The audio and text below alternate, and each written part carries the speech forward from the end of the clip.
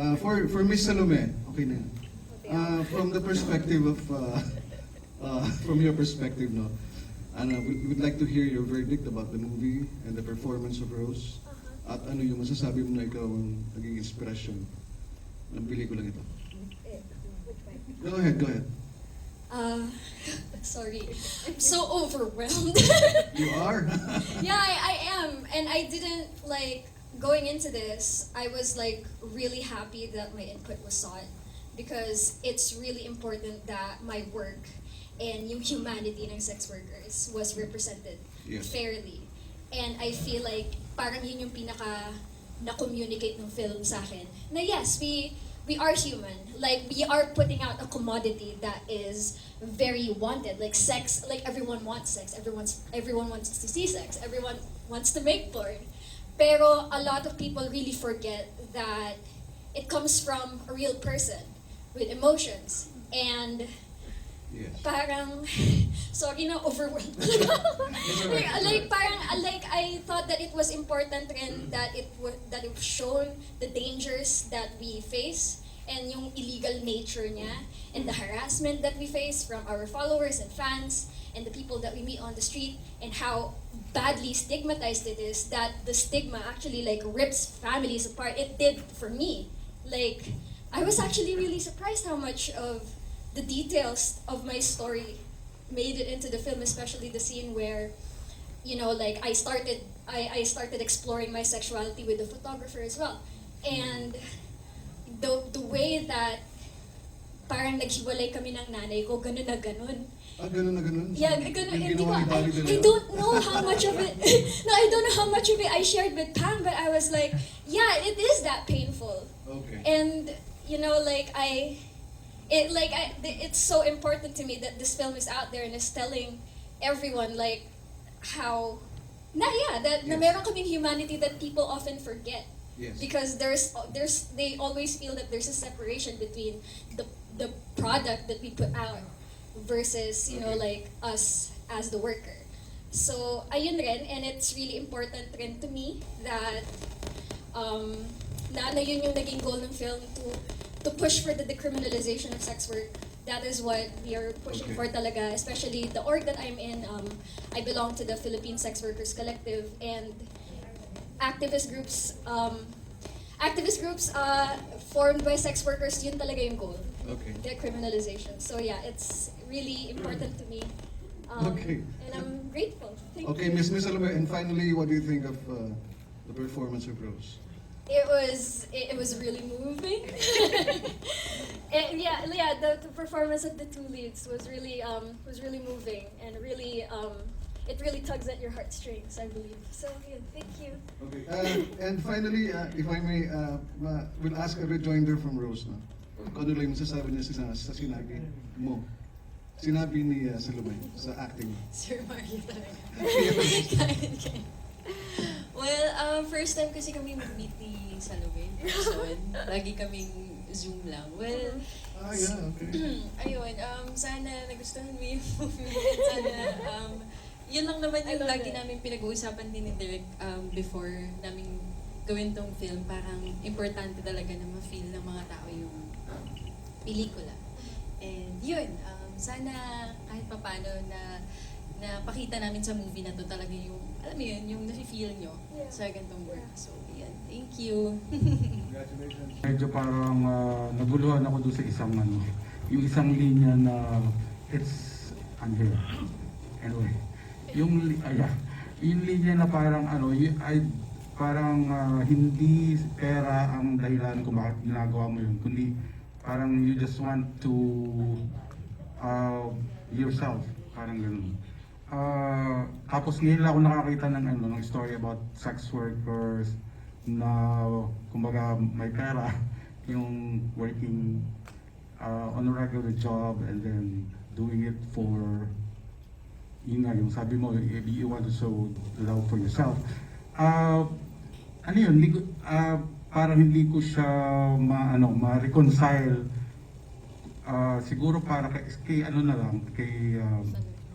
Salome po. Kay Salome. Yun. Hindi ko ma-reconcile na hindi dahil sa pera pero yung ending parang para sa pera na rin ang nangyari.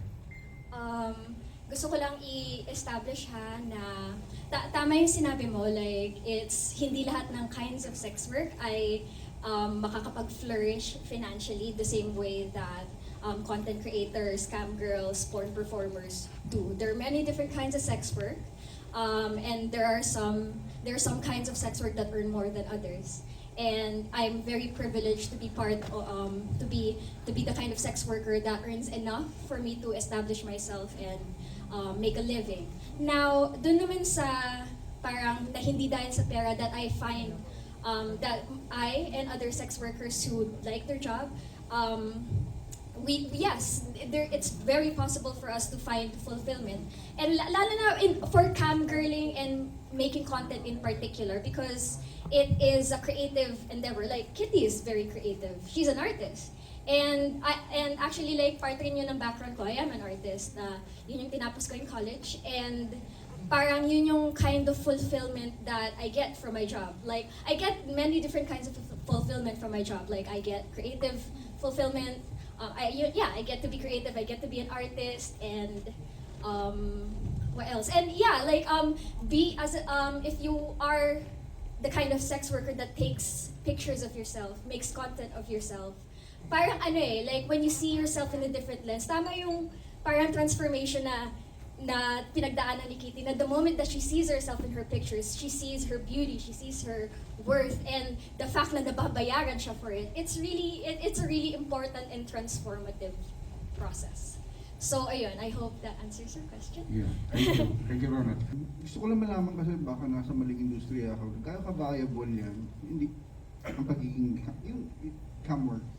I mean, sa pelikula kasi, the character Bros was able to invest in a condominium, in a car. Mm-hmm. Are those things like really possible with the kind of work that you do? Gusto ko lang rin i-share, like tama yung katulad ng sinabi ko kanina, there are many different kinds of sex work. And I should put it out there talaga that not every cam girl or not every content creator, not every porn performer who chooses this career. Lalo na ngayon na lahat kami independent, lahat kami self-made like Kitty. Hindi lahat kami nakaka-achieve ng ganong klaseng success. It still depends a lot on the existing capital that you have. Like si Kitty, maganda siya. And she's very conventionally attractive, and yun yung mga hinahanap from content creators like us. So it was it was easy for her to be able to show her face, and parang all of these factors nag-contribute siya dun sa success, sa financial success ni Kitty. And hindi naman lahat ng sex workers may ganong klaseng capability, may ganong klaseng kapital. Hindi lahat merong capital to buy equipment, di ba? And hindi lahat creative and social media savvy. So hindi lahat nagiging successful. Like there are many failure stories in sex work. So ayun. Hindi siya stable na trabaho. And hindi ensured ang success in this kind of industry. So ayun, maswerte lang kami ni Kitty na nag-flourish kami kasi yun yung parang align siya with our passions. Pero hindi yun universal na experience of sex workers. Thank you. Thank you, ma'am. Times are hard or times are changing. Is it gonna be love or career, and why? Who's gonna go first? Who's gonna go first? No, you go first. Come on. Well, before talaga, nung bata ako, parang lagi kong iniisip kailangan career. Well, yun naman talaga pag medyo bata ka pa, syempre iniisip mo lagi yung future mo. Diba, kung saan ka pupunta, kung ano yung mga bagay na kailangan mo. Pero once naman na feeling mo na nakukontento ka na and nagiging happy ka na, parang dun ka na darating sa point na pipiliin mo na yung bagay na nagpapasaya sa'yo. Which is, ako, feeling ko sa age kong to, mas, alam mo yun, mas nandun na ako sa kung saan ako masaya. Ayun.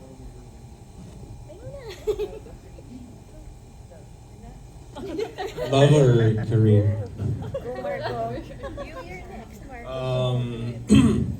Well, I thought I was gonna go for love, but I guess I'm gonna go for career. It's not like I have an option. No, I think definitely. I think this is the time for me to focus on career, work, grind, you know, till the end of the year. Yeah. Ba't kailangan pumili? Hindi ba pwedeng pareho sabay? Ang difference lang kasi, pero valid yung question niya, kasi yung si Krishna kasi pinapapili niya eh. Pero pag umabot na tayo sa point na pinapapili na tayo, ay di iwan na yan at career na.